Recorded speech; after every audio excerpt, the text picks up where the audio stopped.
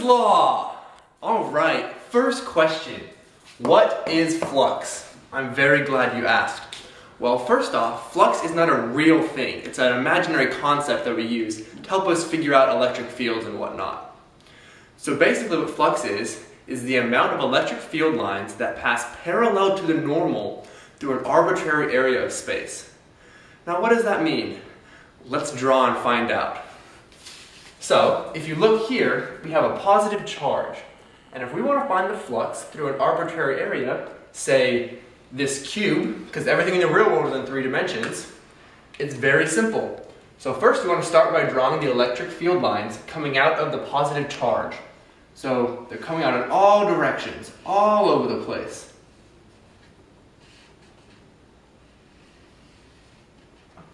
All over. But remember, they also come out in this way and into the paper too, because it's in 3 dimensions. So, as we look here at our arbitrary area, we look how many lines pass parallel to the normal or perpendicular to the surface through this area. And we see that this one goes through there. So that would be the flux of this one. Let's try another example. So here we have a negative charge. And we're going to set our arbitrary area, or a Gaussian surface, to be a cylinder, or a sphere around the charge. And because it's a negative charge, which way do the electric field lines go? That's right, they go in.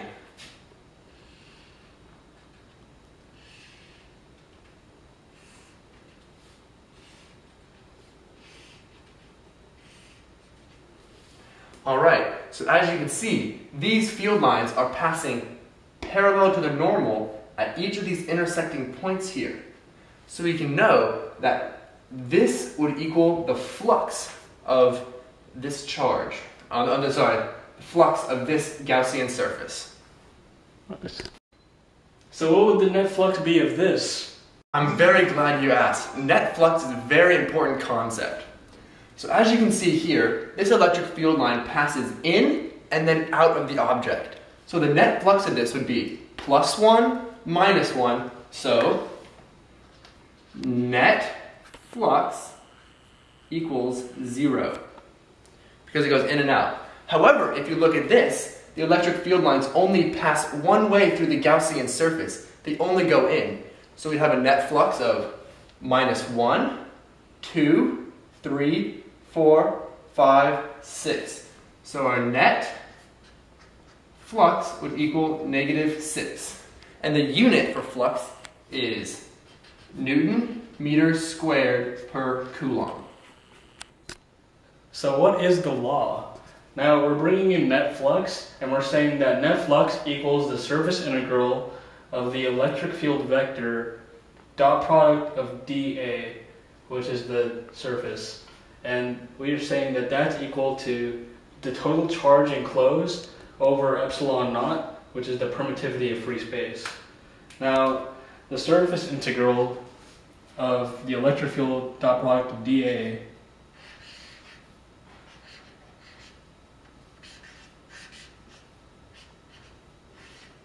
this can also be written as a dot product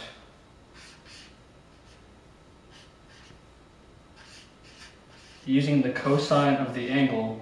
So you can see this, the connection you can make with the dot product to the surface integral. And the great thing about Gauss's law is that you can use any object that's being emitted with charge. So let's say you had a sphere that was emitting charge. You can make your Gaussian surface be an imaginary sphere, so that the positive charge being emitted from here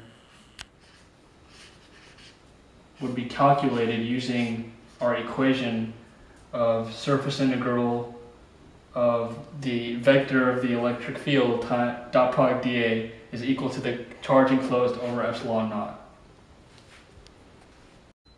Okay, so let's say we had a cube with a positive charge inside that's emitting charge through each side.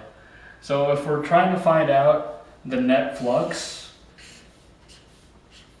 of one side, We know that net flux is equal to the charge enclosed divided by epsilon naught. In this case, the charge is going to be evenly distributed throughout the whole cube, and since there are 6 sides to a cube, we can say that the charge in this problem is plus Q, and the net flux would be plus Q divided by epsilon naught times 1/6. Now we're going to prove how you can relate electric field equation to Gauss's law. So, if we look here, we know the electric field equation is equal to Q naught, over 4 pi epsilon naught r squared. That's the equation for the electric field vector. And we know that Gauss's law equation, flux is equal to the surface integral of the electric field dot product dA is equal to Q enclosed over epsilon naught. So if we substitute in what we know for E into this equation, so we have flux is equal to surface integral of Q naught over 4 pi epsilon naught r squared dot product dA equal to Q enclosed over epsilon naught. Okay, from here we can use a sphere to help prove this. So the surface area of a sphere is equal to 4 pi r squared. And so we substitute that in for dA. So Q naught over 4 pi epsilon naught r squared times 4 pi r squared equals Q enclosed over epsilon naught. And the reason we can take it out of the surface integral is because both of these numbers here are constants. So when you integrate them, they would just become, when you integrate them, you can pull them out and become constants in front. So when you multiply this across, the 4's cancel out, the pi cancels out, the r squared cancels out. So we're just left with Q naught over epsilon naught equals Q enclosed over epsilon naught. And therefore our proof is done. Yay!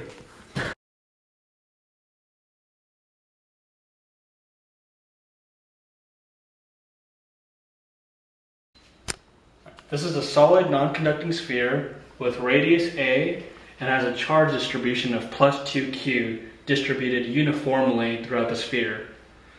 There's also a conducting shell with an inner radius of B and an outer radius of C located around the solid sphere, with a net charge of minus Q, and this outside is the conducting shell. Okay, the first question asks, use Gauss's law to determine the magnitude and direction of the electric field E at a point located R away from the center of the sphere, where R is greater than C. So our imaginary Gaussian surface is going to be outside. So the first thing we have to do is find our Q enclosed. This is problem A. So our Q enclosed is going to be equal to plus 2Q minus Q to give us plus 1Q. Okay, so if that's the Q enclosed, by Gauss's law, where the net flux is equal to the surface integral of the electric field dot product with dA, we know that plus Q is equal to our Q enclosed, and it's going to be over epsilon naught, and we know that the electric field is going to be multiplied by our surface area, which in this case is a sphere, so our surface area equation would be 4 pi r squared equal to plus Q over epsilon naught. So we can say that the electric field is equal to plus Q over 4 pi r squared epsilon naught. Great job with question A, Zoheb. Let's move on to question B.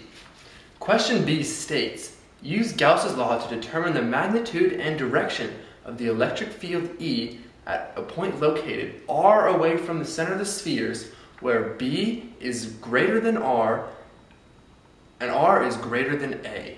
So that means in here. Alright, let's do this. So, very similar to the way we did this problem. We're going to start with finding our Q enclosed. So our Q enclosed, in this case, would just equal plus 2Q. Alright, so now we're going to go into our flux equation. So flux is equal to the surface integral of our electric field vector dot product dA equals our Q enclosed, which we found over here. So it's plus 2Q over epsilon naught. Alright, now we can find what is our dA. Because this is also a sphere, because we can use this sphere here, the equation is 4 pi r squared, like we used above. So we substitute that in. So we get electric field vector times 4 pi r squared equals plus 2Q over epsilon naught. And then, using simple algebra, we come up with the answer. Electric field vector is equal to plus 2Q over 4 pi r squared epsilon naught. Alright, questions C and D are very similar. So I'll start with question C. Identify the total amount of charge induced on the inner surface of the conducting shell at radius B. Okay, so the inner surface of the conducting sphere at radius B would be this surface here. So trying to find what the charge induced there is. Okay, so because this is a non-conducting sphere, the charge is uniformly distributed through it. So this is a plus 2 charge. And this, because it's a conducting surface, the charge is on the outside of the shell. So we know that because this is plus Q, there has to equal out. And so we know that there has to be a minus Q, a minus 2Q all the way around this. So the charge on the outside of the inside of the conducting shell would be negative 2Q. And then question D is very similar. What is the amount of charge induced on the outside of the surface of the conducting shell at radius C? The outside is here. So we know that it has an inside charge of negative Q. So to equal that out, what do we need? A positive Q! Yay! So there's a positive Q induced on the outside of the conducting sphere. Alright, part E asks, use Gauss's law to determine the magnitude and direction of the electric field E as a function r where r is less than a. So our Gaussian surface is going to be somewhere inside this inner sphere. So we can set it up using rho, where rho is equal to the charge divided by the volume. So in this case, rho is going to equal plus 2Q, because that's the total charge of the inner sphere, over 4/3 pi a cubed. Okay, that's the definitive volume of that sphere. So if we know that our rho is going to be plus 2Q over 4/3 pi a cubed, then if we think about it in our terms of our Gaussian surface is going to be an imaginary sphere with a volume of 4/3 pi r cubed, because this is our variable r that we're going to be using.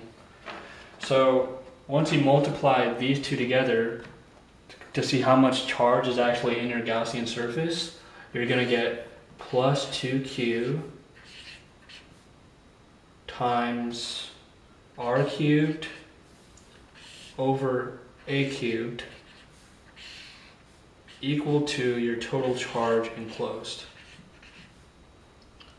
Okay, and then now when we go back to our net flux equation, equal to our surface integral of electric field vector dot product dA.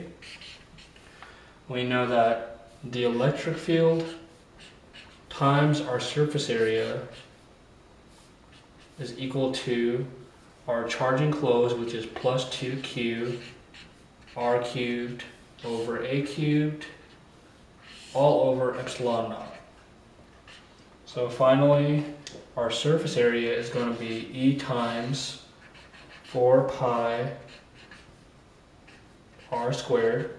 4 pi r squared is equal to plus 2q r cubed over epsilon naught times a cubed, just to get rid of that fraction. And then now solving for your electric field, we know that that will be equal to plus 2q r over 4 pi a cubed epsilon naught.